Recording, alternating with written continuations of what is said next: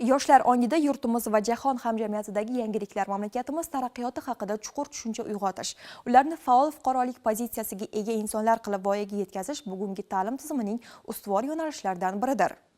Shu maqsadda Termiz davlat pedagogika institutida kelajak soati rukni ostida navbatdagi ma'rifat darsi bo'lib o'tdi.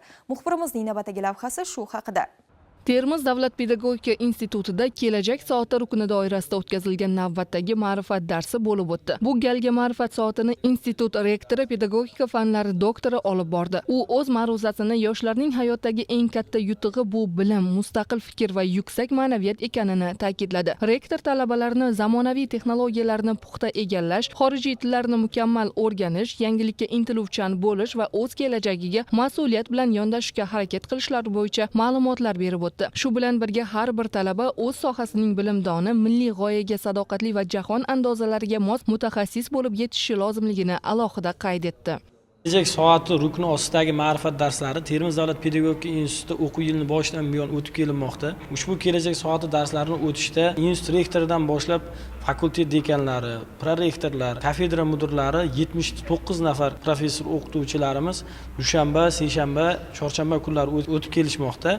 Mana bugun 9-kelajak soati rukni ostidagi ma'rifat darsimizni institutimiz rektori tomonidan talaba yoshlarimizga o'tildi. 9 ta mavzuni o'tishda ma'ruzachi sifatida 8 tasida qatnashgan bo'lsam, bugun aynan ushbu darsda tinglovchi bo'lib talabalar orasida qatnashdim. Ushbu darsdan tinglovchi sifatida juda ham katta xulosalar oldim. Kelajak soati rukni ostida o'tkazilayotgan ma'rifat darslaridan ko'zlangan maqsadga bugun erishdik. Ushbu darslarimizni yuqori saviyada tashkil etishni davom ettiramiz. Shuningdek, dars jarayonida talabalar mamlakatimizdagi islohotlar, xalqaro maydondagi faoliyat va jahon bilan hamkorlik masalalari yuzasidan fikr almashdilar. Ma'lumotlarga ko'ra, keyingi yillarda O'zbekiston dunyo davlatlari bilan 150 dan ortiq xalqaro kelishuvlarga erishdi. Xususan, ta'lim, fan, iqtisod va axborot texnologiyalari sohasida xalqaro hamkorlik yangi bosqichga ko'tarilgan. Ma'rifat soatida mamlakatimiz rahbari tomonidan yoshlar uchun yaratilayotgan keng imkoniyatlar, xorijda o'qish dasturlari, grantlar va ilmiy stajirovkalar haqida ham so'z yuritildi. Shuningdek, O'zbekistonning jahon siyosatidagi nufuzi, Birlashgan Millatlar Tashkiloti,